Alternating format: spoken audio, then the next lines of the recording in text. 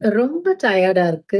எவ்ளோ ரெஸ்ட் எடுத்ததுக்கு அப்புறமும் மறுபடியும் எனக்கு ரொம்ப அசதியா இருக்கு அப்டின்னா, நீங்க பண்ண வேண்டிய முக்கியமான பிளட் டெஸ்ட். உங்க பிளட்ல ஆர்பிசி கவுண்ட், ஹெச்பி எவ்ளோ இருக்கு, பி12 டெஃபிஷியன்சி இருக்கான்னு பார்க்க வேண்டியது தான்.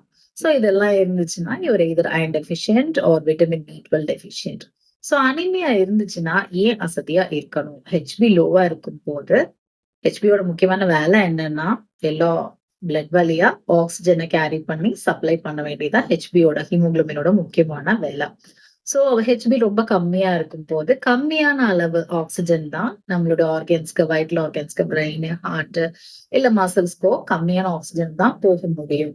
ஸோ கம்மியான ஆக்ஸிஜன் போகும்போது, நம்மளோட எல்லா ஆர்கன்ஸும் ரொம்ப எனர்ஜி ட்ரைன்டா, லோவா, வீக்கா ஃபீல் பண்ணுவோம். ஸோ டயர்டா ஃபீல் பண்ணுவோம். ஸோ, இப்போ மத்த ஆர்கன்ஸோ, இல்ல மசில்ஸோ வந்து எனக்கு நெறைய ஆக்ஸிஜன் வேணும், வேணும் அப்படின்னு கதறும்போது, நம்மளோட ஹார்ட் என்ன பண்ணும், அத காம்பன்சேட் பண்றதுக்காண்டி அதிகப்படியா வேலை செய்யும். That is it works harder, it pumps faster. So, அதனால தான் அனீமிக் பெர்சன்ஸ்க்கு வந்து திடீர்னு தலை சுத்தல், மயக்கம் அந்த மாதிரிலாம் டிசினஸ் ஏற்படும். ஸோ, வீக்கா இருக்கீங்க, டயர்டா ஃபீல் பண்றீங்க அப்படின்னா, உங்களோட பிளட் லெவல்ஸ செக் பண்ணிக்கோங்க.